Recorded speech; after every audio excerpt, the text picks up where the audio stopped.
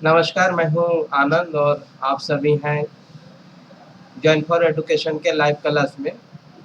जैसे कि क्लास का शेड्यूल है 6:30 बजे से था, थोड़ा सा लेट हो गया आज। और आज का टॉपिक हम लोगों का है नाउन। अभी रिसेंटली हम लोग कवर कर चुके हैं टाइम एंड वर्क, और लगभग 42 क्वेश्चंस इसमें हम लोग सॉल्व किए। और इसमें से हम लोग यूट्यूब चैनल में भी बहुत सारा वीडियो जो है अपलोड कर दिया गया था, वहाँ से भी आप लोग इसको देखें। आज हम लोग शुरू कर रहे हैं इंग्लिश लैंग्वेज। और ये आपका कॉम्पिटिटिव एग्जामिनेशन का एक सेक्शन होता है, और यहाँ पर इंग्लिश से ही क्वेश्चन पूछा जाता है। पार्ट ऑफ स्पीच पर यदि कंसिडर करें तो ये नाउन जो है आपका पहला पार्ट ऑफ स्पीच है। इंग्लिश ग्रामर में सबसे पहले नाउन को ही जानना पड़ता है। जॉइन फॉर एजुकेशन के पास कुछ मटेरियल है, उसी मटेरियल को आप लोगों के साथ साझा किया जा रहा है। आप लोग अपना स्क्रीन में देख रहे होंगे, तो लेट्स सी। अब बिल्कुल इसको शुरू कर दे रहे हैं।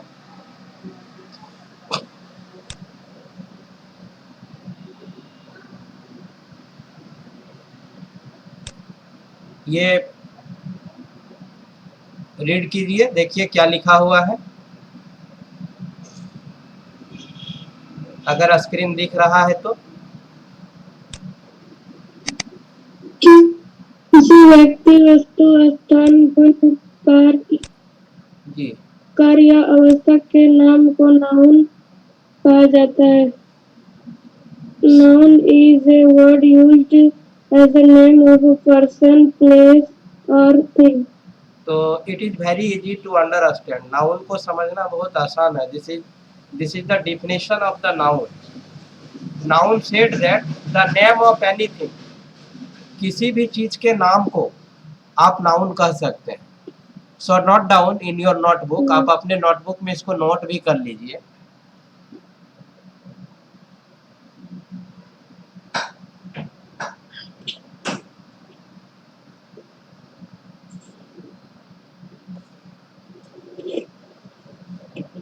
A noun is a word used as a name of person, place or thing. So a person has name, a place has name, a thing has name। मतलब कहता है कि एक व्यक्ति का नाम हो सकता है, एक स्थान का नाम हो सकता है, एक वस्तु का नाम हो सकता है। तो अगर किसी का भी यदि नाम हो तो we say that this is the noun without any hesitation. किसी भी हिचकिचाहट का हम लोग बोल सकते हैं, वो शब्द जो होगा नाम होगा। और अगर नाम है तो it means that this is the noun, ये नाउन होगा। अगर यदि किसी का नाम हम बोल रहे हैं तो ये क्या क्या हो सकता है? Anybody?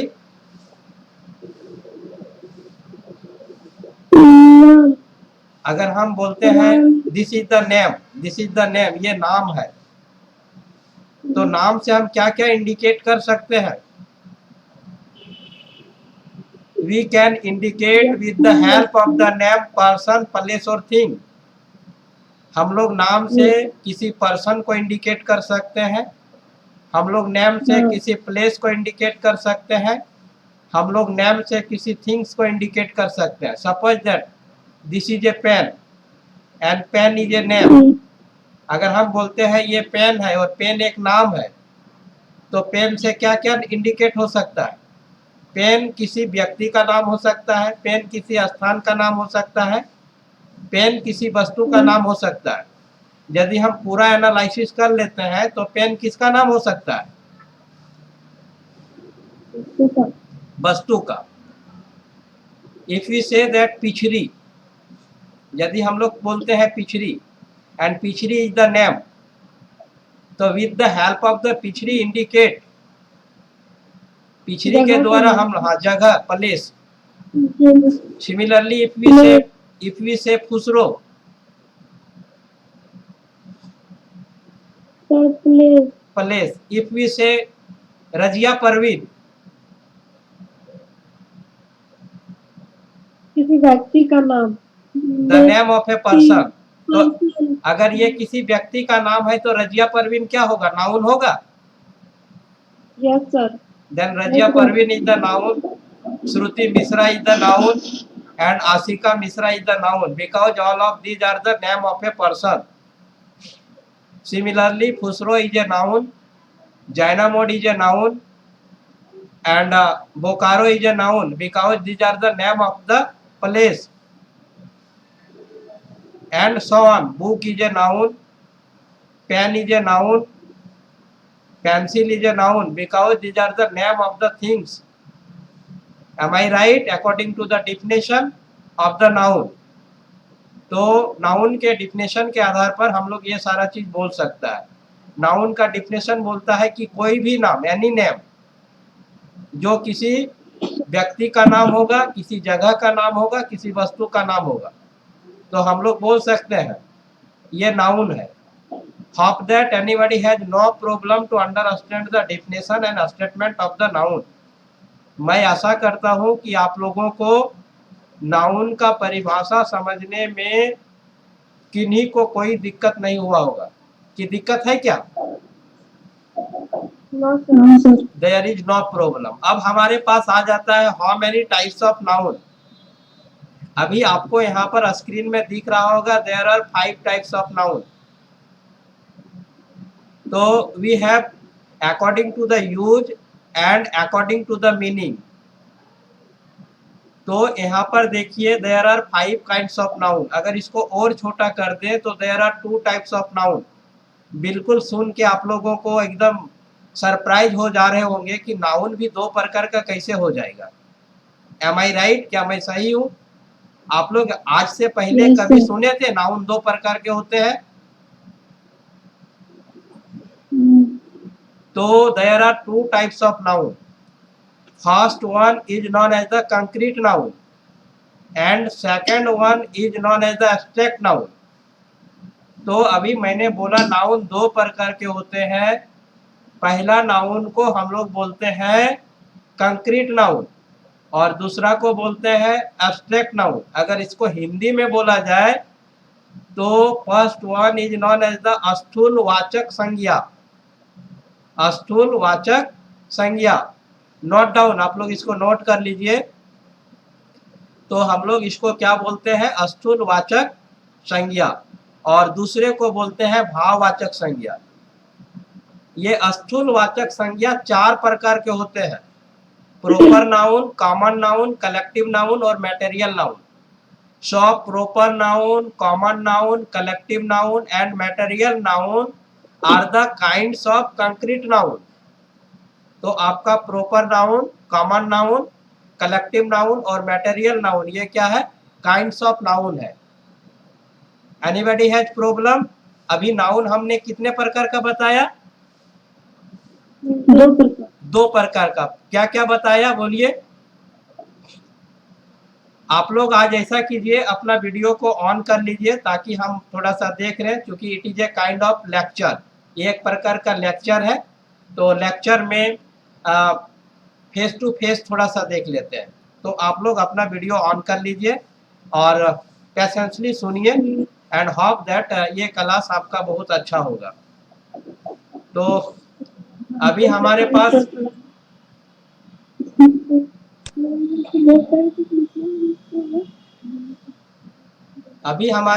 there are 2 types of noun.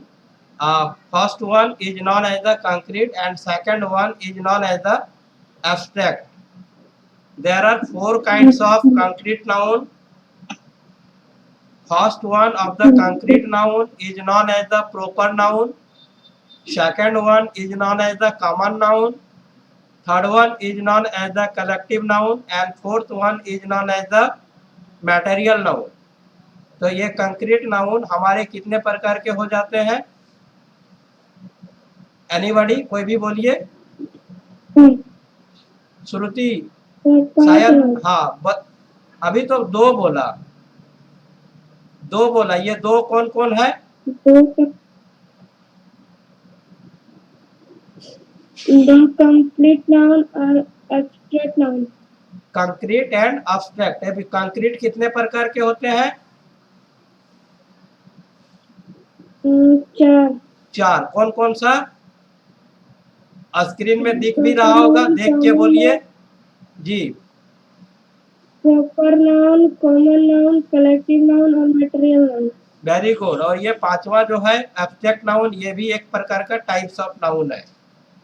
तो let's study one by one, एक एक करके इसको स्टडी करते हैं। आप लोग नोट डाउन कर रहे हैं?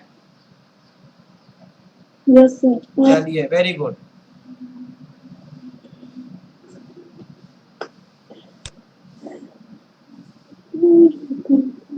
Let's see, here is the proper noun. Read any one of you, आप में से कोई इसको पढ़िए। लेट्स सी व्हाट से द प्रॉपर नाउन। देखिए प्रॉपर नाउन क्या कहता है।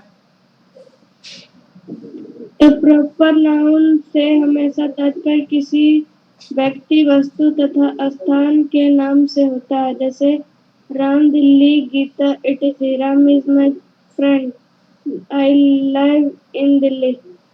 श्रुति, read very carefully. Proper noun से हमारा तात्पर्य किसी व्यक्ति, वस्तु तथा स्थान के नाम से होता है।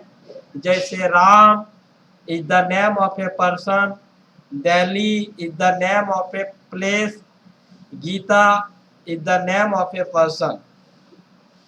And here we have two examples. Example 1, Ram is my friend. Ram is written in the bold letter, so Ram is a proper noun. And second example, I live in Delhi, not I live. I live in Delhi. Delhi is written in the bold letter, so Delhi is the name of a place. तो यहाँ दो example भी डाला गया है और बिल्कुल comfortably आराम से पढ़िए।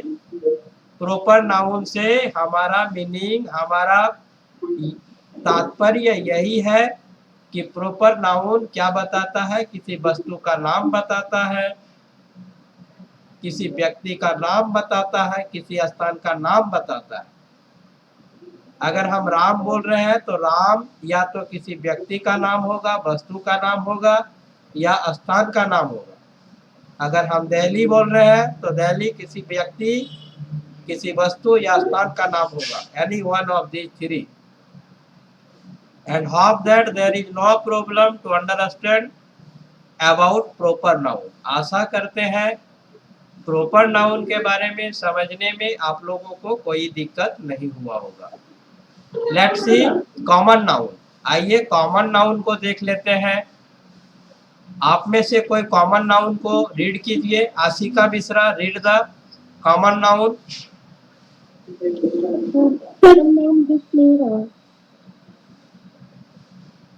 सर प्रॉपर नाउन को थोड़ा सा दिखने दीजिए ना, लिख रहे हैं। चलिए लिखिए प्रॉपर नाउन को, नो प्रॉब्लम।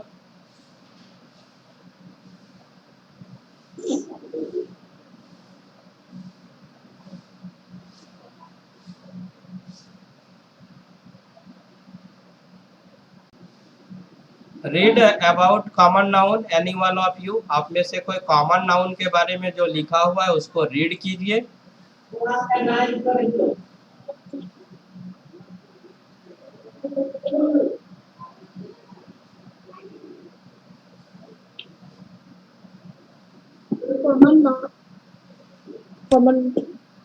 किसी मालूम संख्या से एक वर्ग अथवा जाति के व्यक्ति या वस्तु का बोध हो, उसे कॉमन नाउन जातिवाचक संख्या कहते हैं। जैसे king, boy, girl, city etcetera, etc, it means that etcetera. Razia Parveen, read about common noun.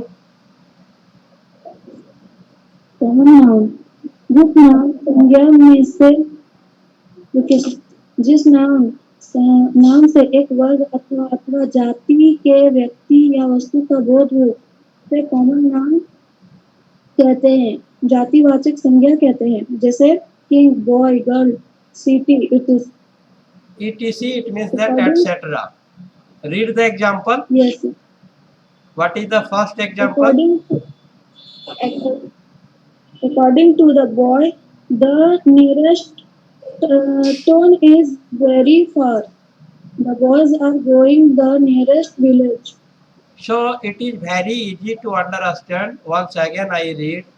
The definition of the common noun is in this way, जिस नाउन से एक वर्ग या जाति के व्यक्ति या वस्तु का बोध हो उसे कॉमन नाउन कहते हैं। Common noun is also known as जातिवाचक संज्ञा in Hindi.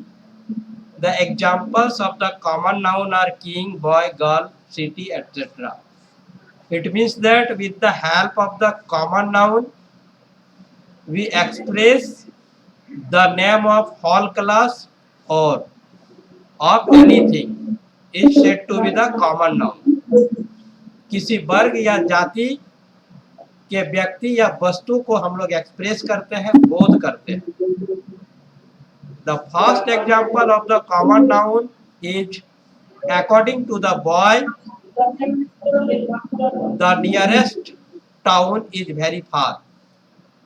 If we put at a gallows in the first sentence, then boy is written in the bold letter and town is also written in the bold letter। So both boy and town are the common noun। तो यहाँ पर boy और town जो है common noun है। थोड़ा सा और एक्सप्लेन कर लेते हैं। बॉय से लड़के जाति का सभी का बोध होता है। बॉय इट मीन्स दैट कोई पार्टिकुलर बॉय को हम लोग नहीं बोल रहे हैं। टाउन जिसको हम लोग हिंदी में शहर बोलते हैं, टाउन से कोई पार्टिकुलर शहर का नाम हम लोग नहीं बोल रहे हैं। शहर इट मीन्स दैट शहर का जितना भी ग्रुप है सभी को बोल रहे हैं। सिमिलरली विलेज, विलेज को हम लोग हिंदी में ग्राम बोलते हैं, but here it is not necessary to know the Hindi meaning of the village, but all of us are the Hindi medium student, therefore it is necessary to know what is the Hindi meaning, which help us to understand the statement topic very well। तो हम लोगों को हाँ हिंदी का meaning जानने का कोई ज़रूरत नहीं है, लेकिन हम लोग हिंदी माध्यम के विद्यार्थी हैं, थोड़ा इसको हिंदी में समझ लेंगे तो मेरा टॉपिक और अच्छा से क्लियर हो जाएगा। विलेज इट मीन्स दैट पूरा विलेज का नाम जो है हम लोग एक्सप्रेस कर रहे हैं, बोध कर रहे हैं। So here boy, town, village are the common noun. कुछ एग्जाम्पल और डाला था, किंग, गर्ल, सिटी, ये सब भी है आपका कॉमन नाउन। आप लोग इस तरह का कुछ एग्जाम्पल बता सकते हैं कॉमन नाउन का?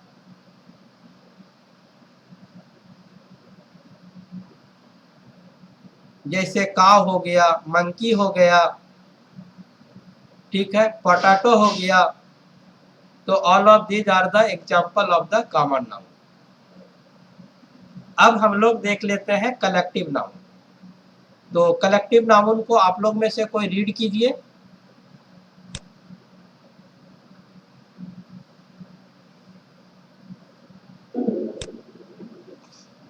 कलेक्टिव नाउन, जिस नाउन संज्ञा से समूह का बोध हो उसे कलेक्टिव नाउन समूहवाचक संज्ञा कहते हैं, जैसे टीम, कमिटी, आर्मी, etc।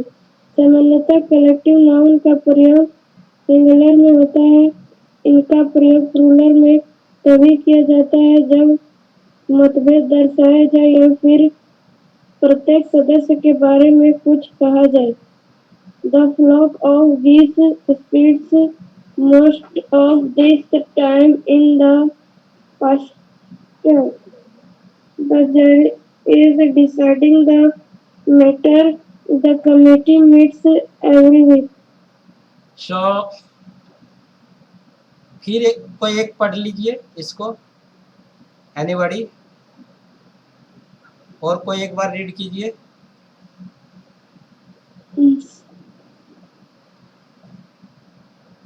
जिस नाम से समूह का बोध हो उसे कलेक्टिव नाउन कहते हैं, जैसे team, committee and army, etcetera. सामान्यतः कलेक्टिव नाउन का प्रयोग सिंगुलर में होता है। इनका प्रयोग प्लूरल में तभी किया जाता है जब मतभेद दर्शाया जाए या फिर प्रत्येक सदस्य के बारे में कुछ कहा जाए। So this is the definition of the collective noun. यही आपका कलेक्टिव नाउन का डिफिनेशन था। इट इज वेरी इजी, बहुत ही आसान डिफिनेशन था। बोलता है कि with the help of the collective noun we express the collection, हम लोग किसी कलेक्शन को एक्सप्रेस करते हैं, मतलब इट मीन्स दैट वहाँ पर मोर देन वन है। अगर मोर देन वन, एक से ज़्यादा हो जाता है तो we say that this is the collection. अगर टीम की बात बोलते हैं तो टीम का मतलब यहाँ पर कितना होगा, एक होगा या एक से ज़्यादा होगा, एक से ज़्यादा होगा। Collection it means that more than one. अगर कमिटी बोल रहे हैं तो committee it means that more than one. अगर आर्मी बोल रहे हैं तो it means that more than one. इस डिफिनेशन में ये भी बताया गया है कि collective noun is used only for singular, इसका हम लोग यूज करते हैं सिंगुलर के तौर पर। यहाँ देखिए team it means that we understand, team का मतलब हम लोग समझते हैं more than one, but we never write team are, हम लोग टीम आर नहीं लिख सकते हैं क्योंकि टीम सिंगुलर है और सिंगुलर के साथ आर नहीं आएगा, सिंगुलर के साथ ई जाएगा।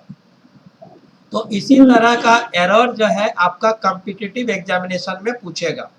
जैसे लिखा रहेगा this team are very well, find out the incorrect. कौन सा यहाँ पर इनकरेक्ट है, फाइंड आउट कीजिए।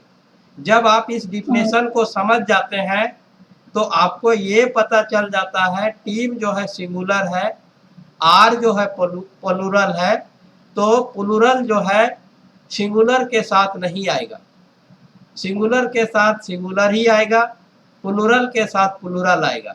इट मीन्स दैट अगर यहाँ पर आर का उपयोग कर दिया गया है, इट मीन्स दैट यहाँ पर इनकरेक्ट हो गया है। तो यहाँ पर टीम के साथ इज का उपयोग होना चाहिए था। उसी तरह से कमिटी आर लिख देता है तो फिर यहाँ पर इनकरेक्ट हो जाएगा, कमिटी के साथ इज होना चाहिए। आर्मी के साथ अगर लिख देता है वेयर तो ये इनकरेक्ट हो गया, वेयर प्लूरल है और आर्मी सिंगुलर है, आर्मी के साथ वाज होना चाहिए था।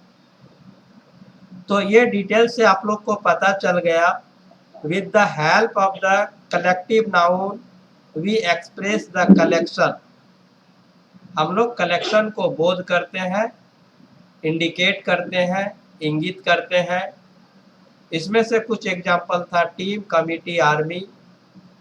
कलेक्टिव नाउन का यूज जनरली सिंगुलर में होता है, लेकिन एक्सेप्शन भी इसमें बताया गया है, कभी कभी प्लूरल में होता है। On that time you understand there is differentiate, मतलब वहाँ पर कुछ मतभेद आ गया। मतभेद वाली स्थिति में हम लोग कलेक्टिव नाउन को प्लूरल समझेंगे, हम लोग कलेक्टिव नाउन को प्लूरल समझेंगे। नोट डाउन, आप लोग इसको नोट भी कर लीजिए अपने नोटबुक में। लेकिन यदि मतभेद वाला स्थिति नहीं है तो वहां पर हम लोग समझेंगे सिंगुलर नाउन। चलिए फिर हम लोग आते हैं फर्स्ट एग्जांपल में। The flock of geese spend most of its time in the pasture. यहाँ पर बोल्ड लेटर में लिखा हुआ है FLOCK, flock. It means that ये कलेक्टिव नाउन है। अगर कलेक्टिव नाउन है तो यहाँ पर एक होगा कि मोर देन वन होगा, एनीबॉडी? वन होगा कि मोर देन वन होगा? It means that collective noun है तो मोर देन वन होगा। फिर लिखता है स्पेंड्स, बोल्ड लेटर में है तो यहाँ पर स्पेंड इट मीन्स दैट लिखा है सिंगुलर वर्ब। देखिए वही बात है, यहाँ पर ये आपका फॉक है, ये आपका स्पेंड है। स्पेंड जो है आपका बता रहा है वर्ब, मतलब सिंगुलर वर्ब का उपयोग किया गया है। अगर स्पेंड्स के जगह अगर हम लोग स्पेंड लिख देते तो यहाँ पर गलत हो जाता। फिर दूसरा एग्जांपल देखिए, the jury is deciding the matter. S भी देखिए नीचे बोल्ड लेटर के नीचे एच के इज के नीचे एस भी लिखा हुआ है। इट मीन्स दैट ये इंडिकेट कर रहा है सिंगुलर वर्ब को। और जूरी जो है बॉन्ड लेटर में लिखा गया है, ये इंडिकेट कर रहा है कलेक्टिव नाउन को। और collective noun it means that more than one, but we understand singular. एक से ज्यादा को बोध करता है, लेकिन हम लोग समझते हैं वन या सिंगुलर। इसीलिए यहाँ पर इज का यूज किया गया है। अगर इज के जगह में आर का यूज कर दिया जाता तो क्या होता? The jury are deciding the matter, is this correct और इनकरेक्ट? ये गलत होता कि सही होता? Anybody?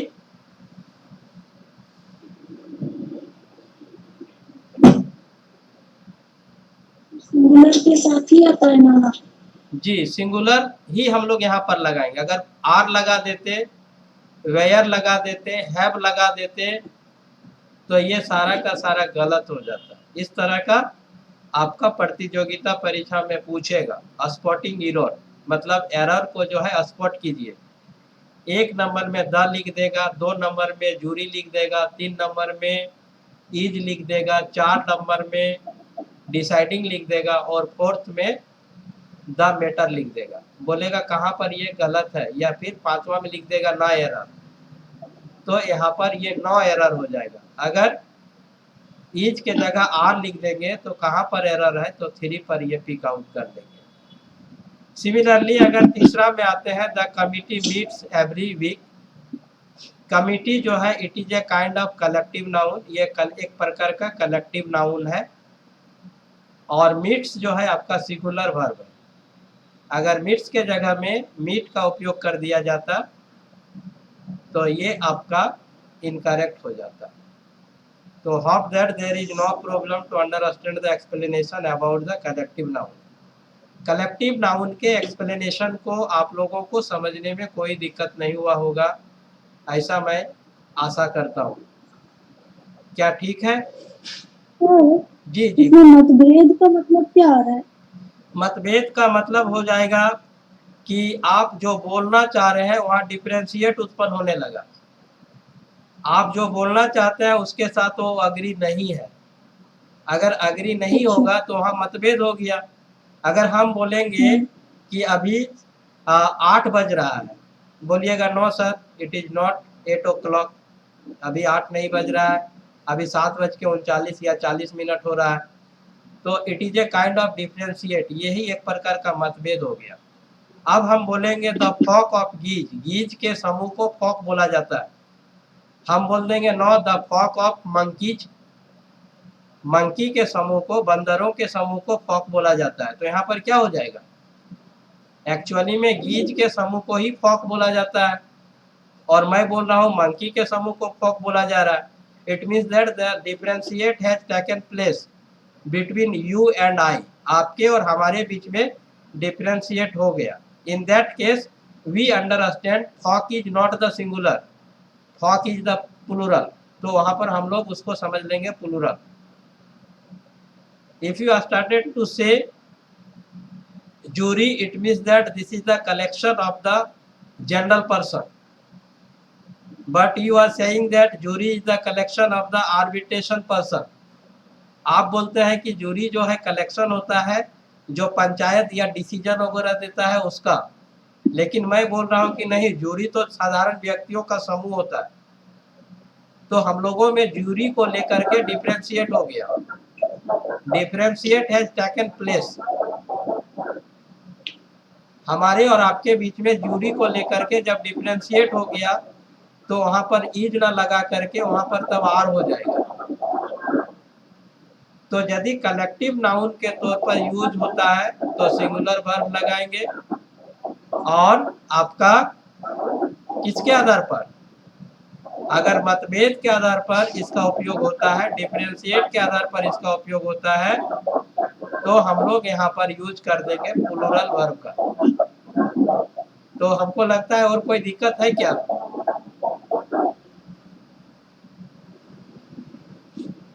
Anybody has problem? Sir जी जी। सर इस फ्रेंड्स कलेक्टिव वाले में जो भूमिका वाला रहेगा तभी your voice is not clear Shruti, आपका आवाज क्लियर नहीं आ रहा था Shruti. Once again repeat your question, एक बार आप अपना क्वेश्चन फिर से रिपीट कीजिए। Sir example number 1 the fog of gas with its time in the exterior. Razia ji आप अपना माइक थोड़ा सा ऑफ कर लीजिए। हाँ अब बोलिए श्रुति। सर जो फॉग वाला स्पेलिंग वाला बताया था ना, जी जी वो वाला बोल रहे हैं कि प्लूरल वाला में जब इज है तभी उसका प्रयोग होगा। अब देखिए मतलब यदि गीज बोल रहा है माने गीज के समूह को फॉक बोला जाता है। अब हम वहां पर बोल दिए नहीं जी मंकी के समूह को फॉक बोला जाता है, बहुत सारा मंकी एक साथ आ जाता है तो उसको आप समझिए फॉक है। या फिर बोल देंगे the collection of the potato, जो पोटैटो बहुत सारा आलू वगैरह आ गया तो उसके समूह को फॉक बोला जाता है। तो आप कुछ अलग मीनिंग बता रहे हैं फॉक का, हम कुछ अलग बता रहे हैं, तो वहाँ पर डिफ्रेंशिएट हो जाएगा। और जब डिफ्रेंशिएट होगा तो हम वहाँ पर देखिए लिख दिए हैं, तो उस केस में आपको प्लूरल समझना होगा और सिंगुलर नहीं होगा। और जब प्लूरल होगा तो वहाँ पर प्लूरल वर्ब का उपयोग होगा, तो उस केस में अब स्पेंड्स के जगह वहाँ पर स्पेंड लिखना होगा। ठीक है, ये बात को भी आपको ध्यान रखना होगा। ठीक है, अगर गीज के जगह वहाँ कुछ दूसरा लिख दिया है इट मीन्स दैट मतभेद हो गया है। आपको ये भी समझना होगा किसके समूह को किसको बोला जाता है। जैसे आर्मी, आर्मी भी एक समूह होता है, किसके समूह को बोलेंगे? आर्मी। जी जी, जो सोल्जर होते हैं, जो सैनिक होते हैं, ठीक है, जो अपने पाँव का उपयोग करते हैं उसको आर्मी बोला जाता है। अगर हम बोल देंगे एयरफोर्स वाले को आर्मी तो वहां नहीं चलेगा, वो गलत हो जाएगा। ठीक है, तो जब मतभेद वाला चीज आएगा तो आपको वहां पर कलेक्टिव नाउन नहीं समझना है, वहां पर आपका प्लूरल आ जाएगा, वो सिंगुलर नहीं होगा। तो हाफ दैट आप लोग को शायद ये सारा बात समझ में आ गया होगा और यही सारा बात आपको समझना है। ऐसा नहीं है कि आप नाउन के बारे में स्टडी नहीं किए होंगे। आप चूंकि ग्रेजुएशन के स्टूडेंट हैं तो आप नाउन के बारे में स्टडी किए होंगे, क्लास 8 में किए होंगे, 9 में किए होंगे, 10 में किए होंगे, कई एक बार किए होंगे। लेकिन यहाँ पर हम लोग नाउन का जो स्टडी कर रहे हैं, हमारा स्टडी का पॉइंट ऑफ व्यू है कॉम्पिटिटिव एग्जामिनेशन। ठीक है श्रुति, तो अब हम लोग आगे चलते हैं। लेट्स सी अब आगे मेरा क्या कहता है। ये 2 एग्जाम्पल और था जो देखिए यहाँ पर मतभेद पर दिया हुआ था, तो चलिए मतभेद वाला भी थोड़ा सा देख लीजिए, पढ़िए।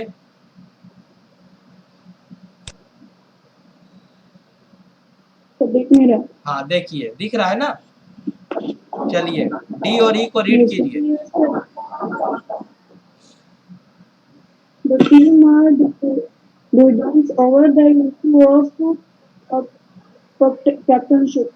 देखिए वहाँ ब्रैकेट में मतभेद भी लिख दिए, मतलब यहाँ पर मतभेद है, हाँ, इसीलिए यहाँ पर प्लूरल वर्ब का यूज हो गया। एक और एग्जाम्पल है, उसको भी रीड कर लीजिए आप लोग।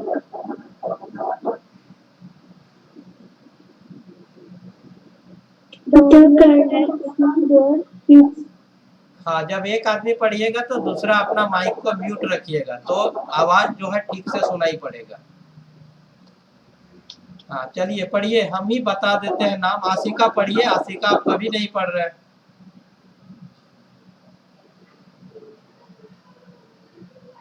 चलिए आशिका सोलो है। श्रुति पढ़िए। हाँ सर दोनों एग्जांपल। जी दोनों एग्जांपल रीड कीजिए।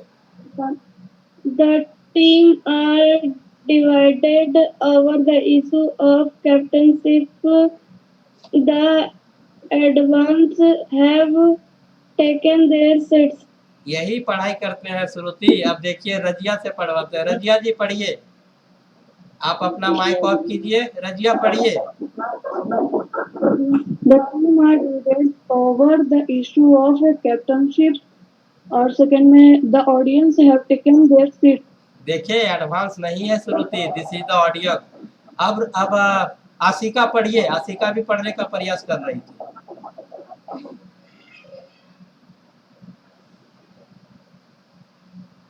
आशिका ये डी और ई को रीड कीजिए आप।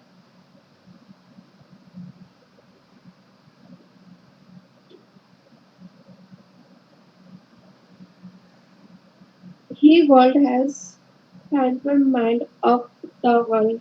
Tag 1. आप कौन सा पढ़ लिए? द टीम आर है भाई, the team are divided over the issue of captainship. The audience have read करना है जो एग्जांपल्स है।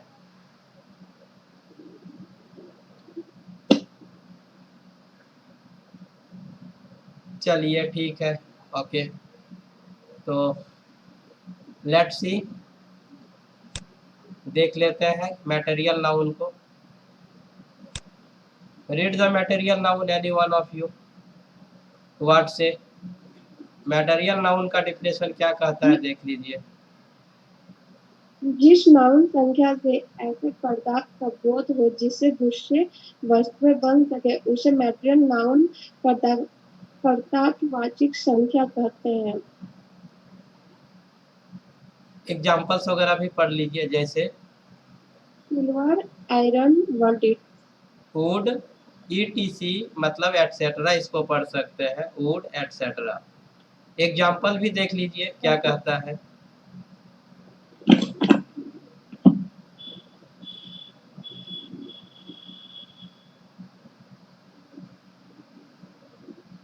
श्रुति अपना माइक ओपन की है, श्रुति पढ़ो। जिस नाउन संख्या से ऐसे पदार्थ का बोध हो जिससे दूसरी वस्तुएं बन सके उसे मटेरियल नाउन पदार्थवाचक संख्या कहते हैं, जैसे silver, iron, would, etc. Examples भी पढ़ लीजिए, read the The examples. necklace is made of gold. She has purchased a tea set of silver. He got his furniture made of teakwood. Material noun countable नहीं होते हैं, अर्थात इनकी गिनती नहीं की जा सकती है, इन्हें मापा या तोला जा सकता है। इसे इनके साथ सामान्यतः सिंगुलर वर्ब का प्रयोग किया जाता है एवं इनके पहले आर्टिकल का प्रयोग नहीं किया जाता। ठीक है, चलिए ये सारा चीज था मटेरियल नाउन से रिलेटेड था।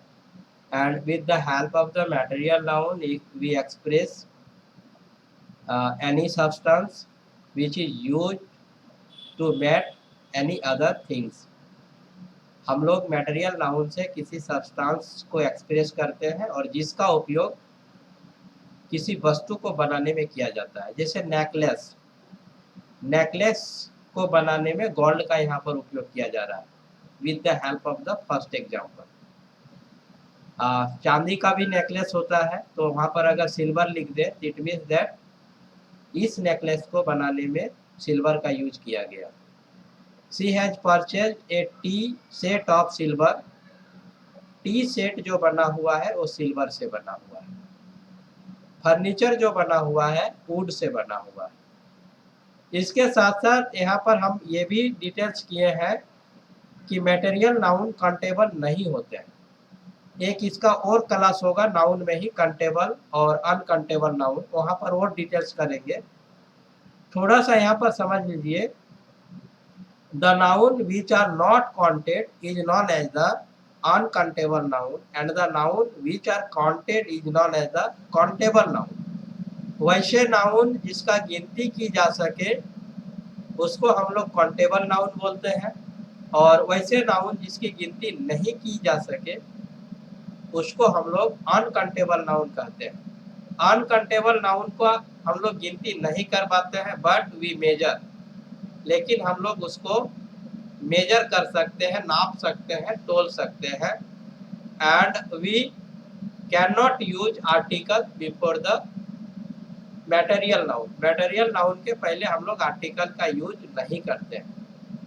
अगर पहला एग्जाम्पल जो है the necklace is made of gold, अगर वहां पर द गोल्ड लगा दे तो ये गलत हो जाएगा, तब यहाँ पर द का यूज नहीं करना होगा। सिमिलरली अगर सिल्वर के पहले यहाँ पर द लगा दे तो इट विल बी इनकरेक्ट। उसी प्रकार वुड से पहले भी अगर द लगा दे तो इट विल बी इनकरेक्ट। इसके साथ हम लोग सिंगुलर वर्ब का ही यूज करते हैं, प्लूरल वर्ब का यूज नहीं करते हैं। These are the most important point. ये सब आप लोग नोट डाउन कर लीजिएगा। प्रतियोगिता परीक्षा में ये सारे टॉपिक से ही प्रश्न पूछे जाएंगे। आपका गलती यहीं पर मिल जाएगा कि मतलब मटेरियल नाउन के पहले लगा दिया आर्टिकल तो गलत है कि सही है। अगर आपको ये आइडिया रहेगा तो खट से बोलिएगा नहीं, मटेरियल नाउन के पहले आर्टिकल नहीं लगता है, इसलिए द का यूज यहाँ पर नहीं होना चाहिए। अगर मान लीजिए द नेकलेस इज के जगह आर लगा दिया तो अगर आपका कंसेप्ट ठीक रहेगा, नहीं ये तो मटेरियल नाउन सिंगुलर वर्ब लेता है जबकि आर जो है प्लूरल वर्ब है, तो ये इनकरेक्ट हो गया। तो ये सब आप लोग नोट डाउन कर लीजिएगा। और थोड़ा भी यदि दिक्कत हो तो आप अपने समस्या को यहाँ पर रखिएगा। I shall try my level best to clear your doubt. आपके जो भी संदेह है उसको मैं दूर करने का प्रयास करूँगा। तो this is the simple story about the material noun. ये मटेरियल नाउन का सिंपल स्टोरी था। Let's see the abstract noun. Abstract noun को देख लेते हैं।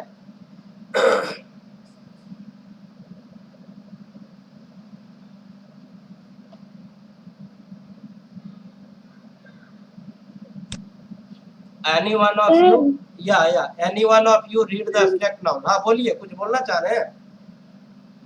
सर ऊपर वाला नहीं लिखा था, लिखने दीजिए। अच्छा, फिर मैं शेयर कर दूंगा। ये लगता है वीडियो यूट्यूब में भी आ जाएगा, यूट्यूब में भी आप देख लीजिएगा 2 बार 3 बार, और मैं इसका पीडीएफ भी शेयर कर दूंगा, नो प्रॉब्लम। ओके, तो थोड़ा सा एब्स्ट्रैक्ट नाउन को रीड कीजिए। आप में से कोई जब एक रीड करेंगे तो बाकी सब माइक ऑफ रखेंगे तो ठीक से सुनाई पड़ेगा।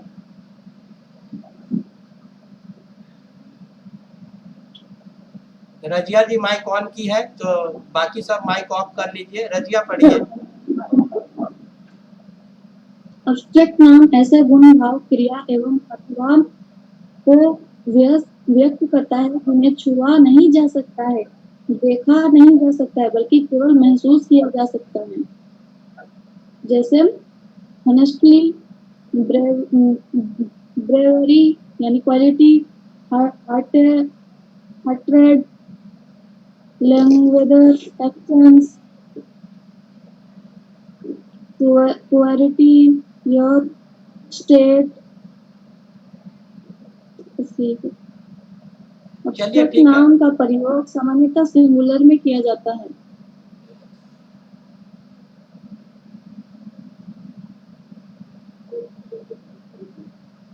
रीड कीजिए। एग्जाम्पल भी जी जी, सब पूरा कीजिए ना। पीपल रिस्पेक्ट इज क्या लिखा, sincerity, honestly is the best policy. चलिए ठीक है, और कोई? श्रुति रीड कीजिए। ऐसे गुण भाव क्रिया एवं अवस्था को व्यक्त किया जाता है जिन्हें छुआ नहीं जा सकता, देखा नहीं जा सकता, बल्कि केवल महसूस किया जा सकता। Honesty, behaviour, quality, hearted, language, action, poetry, earth, state. मतलब श्रुति सत्यनारायण कथा कर रही है। जो नहीं समझ में आ रहा है, एकदम पंडित जी जिस तरह से मंत्रोच्चारण करते हैं उस तरह से मंत्रोच्चारण करते हुए फास्टली निकल रही है। चलिए, नो प्रॉब्लम। आशिका नहीं, अब एक ही बार चांस मिलेगा ना श्रुति, एक ही चीज को कितना बार कीजिएगा। अब आशिका रीड करेगी, उसके बाद मैं रीड कर दूंगा। आशिका, ऐसे गुण भाव क्रिया एवं अवस्था को व्यक्त करता है जिन्हें छुआ नहीं जा सकता, देखा नहीं जा सकता, बल्कि केवल महसूस किया जा सकता है। Honesty, believability, hidden language, lively, worth, sweet. अच्छा, दिक्कत है तो आवाज कम कर दीजिए नहीं। चलिए, वेरी गुड, आप लोगों ने पढ़ा। I understand. थोड़ा सा अंग्रेजी कमजोर है, लेकिन डरने की कोई बात नहीं है। मैं हूँ आप लोगों के साथ, मैं आप लोगों का अंग्रेजी ठीक करूँगा। तो यहाँ पर बोलता है कि with the help of the abstract noun, okay, we express quality, state, action. तो हम लोग एब्स्ट्रैक्ट नाउन के द्वारा गुण, भाव, क्रिया या अवस्था को बोध करते हैं, एक्सप्रेस करते हैं। We can not touch, we only feel. हम लोग इसको टच नहीं कर सकते। वी कैन नॉट सी, हम लोग इसको देख नहीं सकते, बट वी फील इट। अगर इस तरह का कोई भी चीज आ जाए, then you understand this is the abstract noun. तो आपको समझ लेना चाहिए ये एब्स्ट्रैक्ट नाउन है। एब्स्ट्रैक्ट नाउन जनरली किसी के क्वालिटी के बारे में बोलता है, किसी के फीलिंग के बारे में बोलता है, किसी के एक्शन के बारे में बोलता है, किसी के अवस्था के बारे में बोलता है। It means that, Razia ji आप अपना माइक ऑफ कर लीजिए। तो with the help of the abstract noun we express our quality, our feeling, our action, our state। गुण, भाव, क्रिया या अवस्था को हम लोग व्यक्त करते हैं। we cannot touch it, we cannot see it, we only feel it। हम लोग ना तो इसको टच कर सकते हैं, हम लोग ना तो इसको देख सकते हैं, हम लोग केवल इसको महसूस कर सकते हैं। Such types of the noun is known as the abstract noun। आप लोग को यहाँ कुछ वर्ड्स था जिसको पढ़ने में दिक्कत हो रहा था, प्रोनाउंसिएशन करने में। Listen to me very carefully। Honesty, bravery, bravery is a kind of quality। Hatred, it is a kind of action। Laughter, it is a kind of action। Poverty, youth, both are the kind of the state। So these words are used as the example of the abstract noun। Abstract noun is generally used as singular form। abstract noun को सामान्यतः हम लोग singular form में use करते हैं। So abstract noun take singular verb। जब ये singular form में आएगा तो ये सिंगुलर वर्ब ही लेगा। It means that the first example, people respect his sincerity। So here sincerity is the abstract noun। So sincerity will be either quality, feeling, action or state। So sincerity is a kind of quality। sincerity एक प्रकार का quality है। और जब पता चल गया कि ये एब्स्ट्रैक्ट नाउन है तो यहाँ पर हो जाएगा सिंगुलर वर्ब लेगा, इसीलिए यहाँ पर रेस्पेक्ट लिखा है। People respect his sincerity. Honesty is the best policy. Honesty पर अगर हम कंसीडर करें तो honesty is a quality of a man. किसी आदमी का, किसी ह्यूमन बीइंग का ऑनेस्टी क्वालिटी होता है। और यदि हम क्वालिटी एक्सप्रेस कर रहे हैं then we take the help of the abstract noun. Abstract noun के द्वारा ही हम किसी के क्वालिटी को बता सकते हैं। And an abstract noun take the singular verb. यहाँ ऑनेस्टी इज के जगह ऑनेस्टी आर लगा देंगे, then this is incorrect sentence. ये आपका इनकरेक्ट हो जाएगा, गलत हो जाएगा, क्योंकि हमको पता है एब्स्ट्रैक्ट नाउन जो है सिंगुलर वर्ब लेता है। So the correct sentence will be honesty is the best policy। अब हम लोग नेक्स्ट क्लास में कंटेबल और अनकंटेबल, जिसका मटेरियल बिल्कुल मेरे पास तैयार है, उसके बारे में स्टडी करेंगे। आज का क्लास हम यहीं पर ओवर करेंगे। क्लास को ओवर करने से पहले थोड़ा सा हम यहाँ पर रिकैप कर लेंगे। रिकैप में ये करेंगे, today we are trying to understand about noun. आज हम लोग नाउन के बारे में समझने का प्रयास कर रहे थे। हम लोगों ने नाउन का डिफिनेशन समझा, हम लोगों ने नाउन का टाइप्स समझा, हम लोगों ने यहाँ पर बोला कि भाई नाउन दो प्रकार के होते हैं, कंक्रीट और एब्स्ट्रैक्ट। कंक्रीट चार प्रकार के हो जाते हैं, proper noun, common noun, collective noun, material noun, और फिर आपका दूसरा टाइप का जो होता है एब्स्ट्रैक्ट नाउन। एक एक नाउन का हमने काफी डिटेल्स किया, हम लोगों ने उसका डिफिनेशन समझने का प्रयास किया, हम लोगों ने कुछ एग्जाम्पल लिया, कुछ एग्जाम्पल भी समझने का प्रयास किया, और इस तरह से एक छोटा सा जानकारी नाउन के बारे में हम लोगों ने ऑब्टेन किया। और हमारा स्टडी का जो पॉइंट ऑफ व्यू था कॉम्पिटिटिव एग्जामिनेशन था, ना कि कोई जनरल परीक्षा था।